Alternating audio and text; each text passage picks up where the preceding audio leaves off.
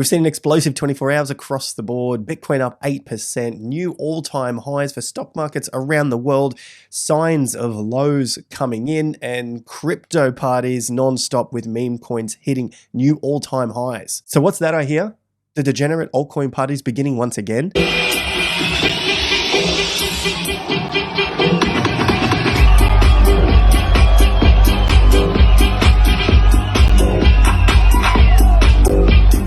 So plenty of data to get through with you guys today through the stock markets, through Bitcoin, and of course, cryptocurrencies. Hit the like button to 3,500. We're starting to lose that battle against the YouTube algo with our no-nonsense titles, but hopefully we can continue the pursuit throughout 2024. All right, guys, it's your home of macro cycle analysis, Bitcoin, crypto, stocks, and the real estate cycle.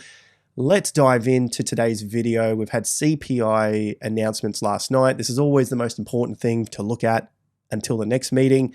The actual result came out the same as the forecast, slightly less than the month prior. As you got CPI here month over month, 0.4. This one came in 0.3, but the CPI year over year was 3.4, which was the same as the forecast. The major thing that we can see happening with the markets is a potential USD breakdown. So I'm going to show you that in the charts as well. And this is part of the second half of the 18.6-year real estate and economic cycle. Note, I didn't say stock market cycle, real estate and economic cycle, just to clear up any confusion if there may be some for new viewers here. Moving on to the flow for the year, the roadmap, the seasonality pattern here. We've seen the S&P 500 put in a top around the 1st of April. It's come back down into a low about the 19th of April, dropping about 7-ish%. And now we've seen it bounce back. We're at the 15th of May to hit a new all-time high price. And if you've been following, you know I've been looking for this, but it has come a lot sooner than the particular cycles here have led. So to me, that can mean one of two things. One, it's either too early and you'll see a bit of a top. Like you can see with the blue line, you have a new fresh high here, another fresh high here, another fresh high and a pullback, another fresh high and a pullback, and then you start to get going. So that's the first possibility. And I'm just looking at the data here. Of course, I don't know what's going to happen, but I've got that in the back of my mind in terms of a short-term perspective. But my long-term analysis is that we are in a macro bull market. It might differ from what you hear on other channels or in the news, whatever that is. Of course, I'm trading my own funds, and I suggest you do the same in the way that suits you.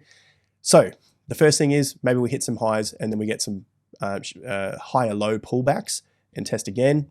I don't know exactly right, but the other possibility is that we just start to head straight up and we have an even stronger cycle than I guess what the seasonality pattern is looking at here. So we've got to keep both of those in mind, and maybe it will follow something more like the red line here. So this aggregate cycle where you basically just keep seeing higher and higher prices without much of a correction. The major correction was the black line, so sitting president running. You can see here into March, a high into late April, then a pullback, and then it just basically runs to the end of the year. And the blue line, it was basically not necessarily the most bearish, but you can see it had the longest time to consolidate before it went on another run. You can see all the way up into the top. So very similar to the black line as well, because it's just excluding 2020. So in all of these seasonal patterns, it shows that 2024 is going to be higher than 2023 was, basically an up year. And I'm expecting that to occur for this year and for next year. So that's my macro view. In terms of the short term, I don't know exactly what's going to happen. We could get a push up, higher low form, and then continue that same sort of pattern until the market's ready to keep pushing higher. Or we could basically just keep going from here and just keep tracking higher like we did for the last 5 months on the S&P 500 from that October low. We basically just keep getting shallow pullbacks of single digits. And again, to show the point of the data, 7% pullback, single digit pullback, new fresh high. So waiting for any sort of double-digit pullbacks is unlikely based on the data. That's it. People look for 10% or 20%. You know, they start to get greedy, hoping for lower prices, expecting a bigger pullback because the market has run up so high, and then they miss out on the pullbacks that the market gives, And before you know it, it's at a new all-time high price, or it's basically pulled away a lot from that low.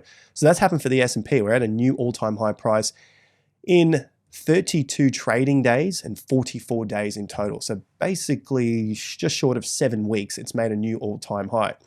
The NASDAQ, same deal. It just pipped a new all-time high in yesterday's trading session. 44 trading days and 63 days in total, because the top came in March. So basically 2 months to get to a new all-time high price. So again, another strong market here. The Dow Jones is just short of a new all-time high. We're into our 45th day and 33rd trading day. Still heading towards that higher price there of 40,300, but it has clicked over again to 40,000 points for the Dow Jones. The lagged index here, the lagging index, this is your smallest 2,000 stocks in the US. They are lagging, and they lag for a reason, and the reason is they are not as strong as the rest of the stock market and the rest of the major runners. New all-time highs around the world. UK, new all-time high yesterday. So we can move this up now, hit a new all-time high price. This white line was the previous old all-time high.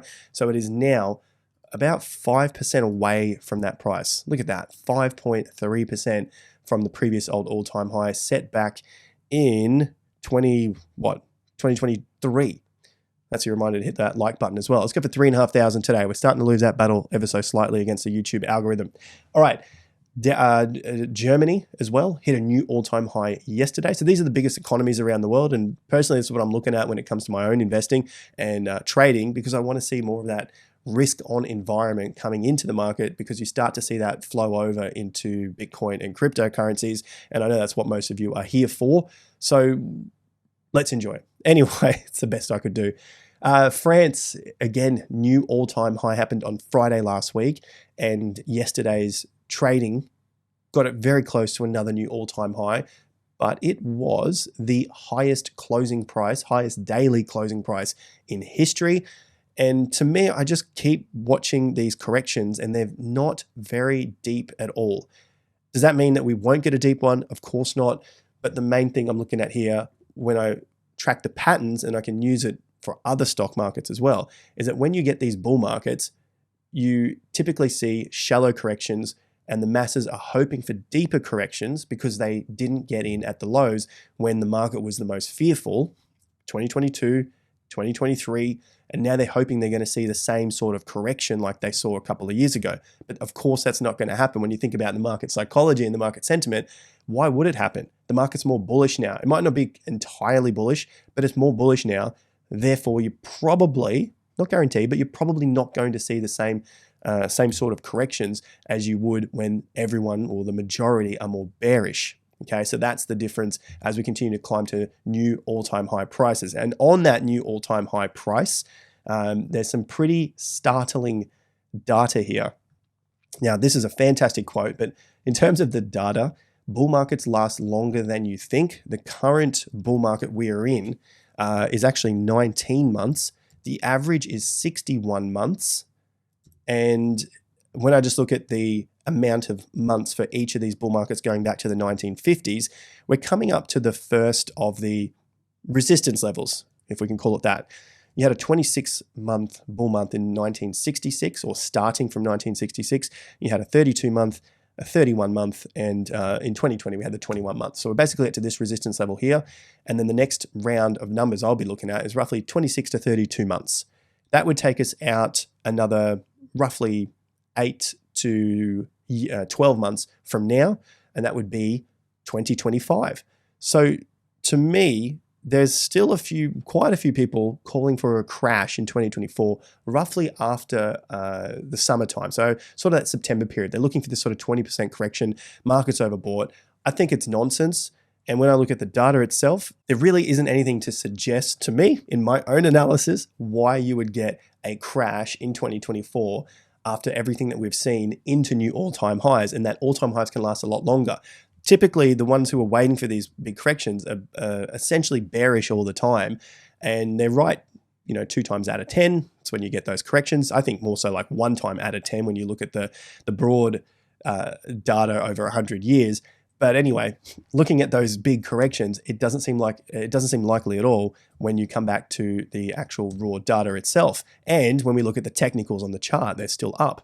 I've got another big one to get through in just a sec, but after these, if we start to get through early 2025 or mid 2025, based on these next levels, then you can start to look at roughly 50, 60 or so months for the bull market. And that's 5 years from the low. And the low is 2022. So somewhere out to, call it late 26, somewhere in 2027, we're talking stock market here now, not the real estate and economic cycle, but just the stock market, because that's what this is based on, okay? So that's where I'd start to pick up from if we are able to get through that early part of 2025, and that should extend things again, pushing markets even higher for longer when most think the market should fall. After those dates there of 60 months, then you start to get a little bit crazy, 80, 70, 100, 130. We'll get to that. That's a long way off from where we currently are at only 19 months up in this bull market. Now, should you buy now? This one's an interesting table. Average cumulative S&P 500 returns, total returns, if you are to invest at a new high, and today was a new all-time high, so a new high. If you're holding 1 year, 2 years, or 3 years, you're going to do better than buying it any other day if you were to buy at a new high. That's just the pure raw data here. Going back to 1988, I mean, some people here watching weren't even born then. I was born 1986, so I just make the cut here. But you've got 13% over 11.9, so only just. But then it starts to get even bigger as you hold longer. Pretty straightforward. Everyone knows you should be holding longer term. But then on the flip side, everyone's saying you should be trying to sell the market all the time. They're always trying to pick a top. So just pick one side or the other. I'm major bullish over the long term, and I can't see any reason for that changing in 2024. That's what we're looking at for now. In terms of day to day, who knows? Tomorrow could be a correction and everyone say, well, that didn't last long. And like, well, it's day to day. I'm looking longer out. And you can see here, 1 year, 2 year, 3 year, 3 months, not going to be the greatest return. But even at 6 months, it's basically even. Buy at a new high or invest on any day. So that's still looking pretty damn good. Now, I had to cover the USD as well. We'll get to that in a moment. XRP falling yet again. US dollar looks like it is also beginning to break down quite substantially here underneath the 105 and coming close to the next level, somewhere around this 103.9. So very big day down, and we've seen assets go up. Stock markets, of course, metals have gone up. You can see here the gold's getting close to 2,400, silver $30. I think that just broke to a new fresh high. Yes, it did. Gold not yet at a new fresh high. Oil also having a bounce, so coming back off the 50% level. Very, very nicely done there. And then if we just get back to the US dollar for a second, basically once we start to get this major breakdown, if this is in fact the first signs of it, then I would say we're going to be down for a lot longer over these coming years. Now, this doesn't happen like that. We might get a bounce and then it starts to go on for a few weeks and then we start to get another drop and then it goes on for another few weeks into a rally and then another drop. And that could take 6-12 months to get to those points.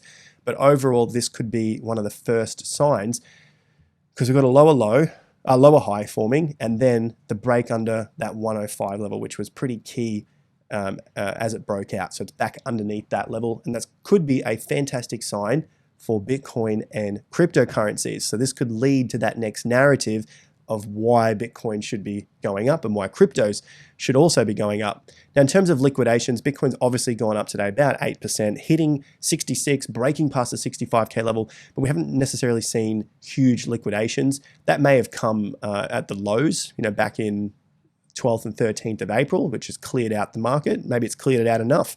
Whereas in the last 24 hours, we haven't seen that much. The shorts were liquidated by 100 million, longs liquidated by about 40 million. So pretty much all in all, just around an average day of liquidation. In terms of the levels and the volumes not seen since the lows in September, if you want to recall where they were, that's going back to here, crypto SEC drama. So right back in 2023, when the market was essentially dead, very, very quiet, the lows on the exchanges are looking very similar to that period. You can see this is September of 2023.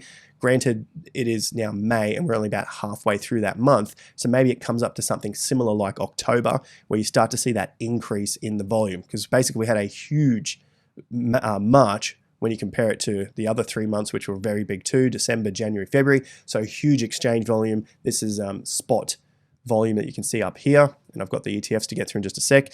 But essentially this volume might be coming back for the second half of May. Early days, first day in, but I think it's important that we have a look at it nonetheless. North American-based customer exchange volume, so the most important one there.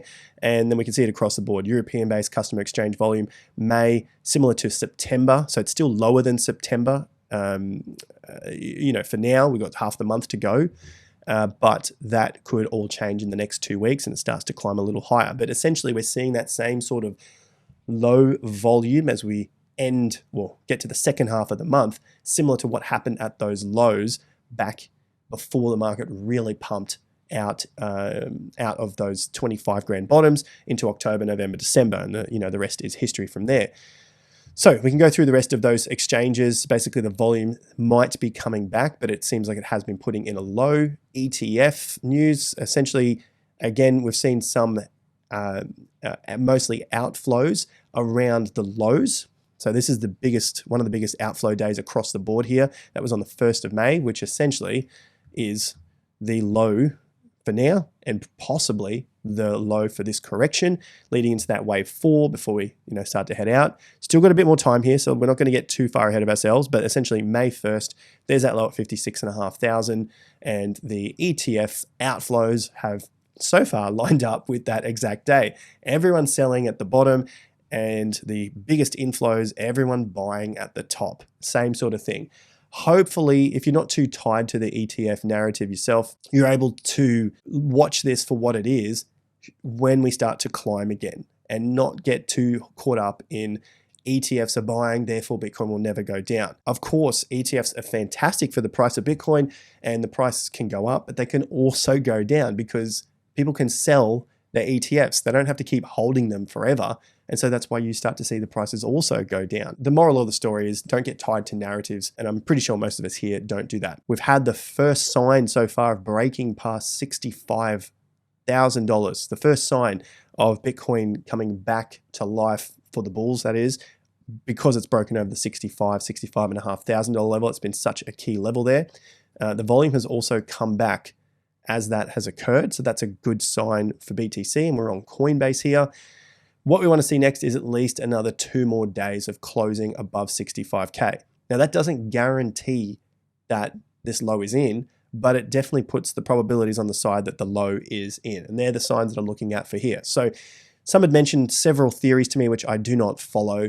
They talk about different signals at the tops, 2 monthly candles, other theories about all-time highs. I don't follow those because that's not part of my trading strategy. And I suggest if you're trying to get better at trading to follow your own particular trading strategy and not pull things left, right, and center. The analogy I love to use is if you're trying to lose weight, you're not going to try and pull workout programs and diet programs from everywhere across the internet, although some people do.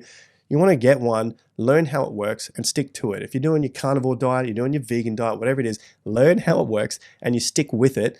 And the same deal for your trading. You don't want to start pulling things left, right, and center. Some price theory, some other theory that happens at the top, some other chart that doesn't reference anything further back. Stick with one theory, learn it inside and out, and that'll give you an edge on 99% of people, because 99% of people pull things from all sorts of areas in there within trading and investing. Now, if you do want to get further and deeper into that, TIA Premium is the place to go. The Investor Accelerator Premium, link to this in the top of the video description.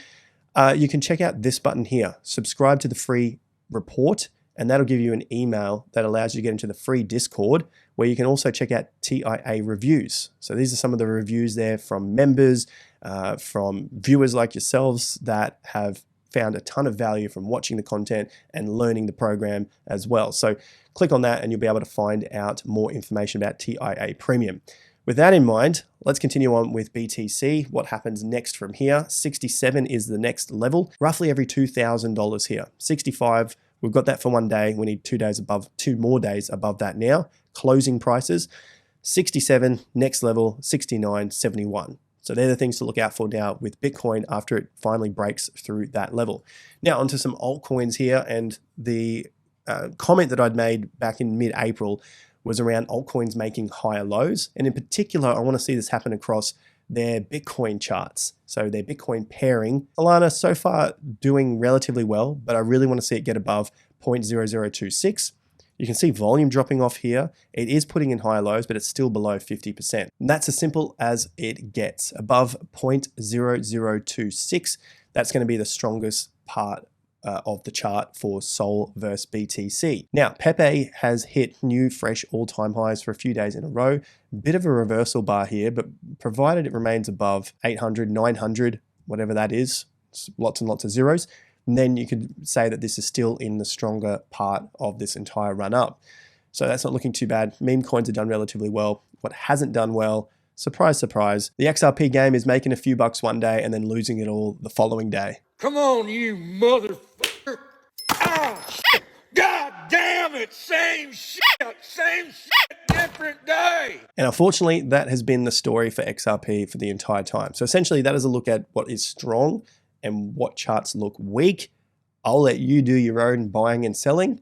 As they say, you can only lead a horse to water. You can't make him drink. And on that note, I'm going to grab myself another glass of water or tea. And I'll see you guys at the next video. Let's go for 3,500 likes. And the links to CI Premium are in the video description. Thanks again, guys. I'll see you back here at the next video. Until then, take care and peace out.